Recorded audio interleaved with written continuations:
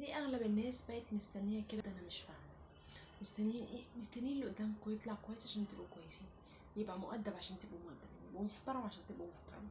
مع ان ده مش معنى يعني انت مالكش دعوه باللي قدامك، انت ليك نفسك. قابلتي راجل واذاكي مش مبرر عشان تأذي حد تاني، قابلت بنت واذتك مش مبرر عشان تأذي حد تاني. خليك قد الامانه ان ربنا يخلي شخص يحبك او انت تحبب شخص فيك، يبقى هو كده قلبه بقى ملك ايديك وامانه ليك تحافظ عليها. مش قادر وتعبان وانت مش عارفه اللي انا مريت بيه او بجد ما تعرفيش اللي انا مريت بيه، مهما كان مش مبرر. دي امانه.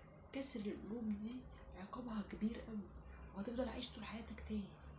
الا المشاعر، ما يمكن هو لما حبك يعوضك، وانت لما تخسره وتفضل ندمان عليه وتعيش حياتك كلها ندمان، وهو يفضل ندمان عليه. لا مبرر ليكي ولا ليه. مش مبرر يا جماعه. انتوا ليه فاكرين ان انتوا لازم تبقوا كويسين عشان اللي قدامكم كويس، تبقوا حلوين عشان اللي قدامكم حلو؟ لا، انت ليك نفسك واتربيت كويس واخلاق كويسه، ربنا هيعوضك. ربنا بيختبرك بالشخص الوحش عشان تقوى وعزيمتك تبقى احسن، وتعوض شخص كويس تاني تقابله وتعوضي انت كمان. لكن الا الخيانه، دي اسمها خيانه. لما تكون بتدعي الحب دي اسمها خيانه، انت كده بتخون عواطفه وبتخون مشاعره وبتأذيه.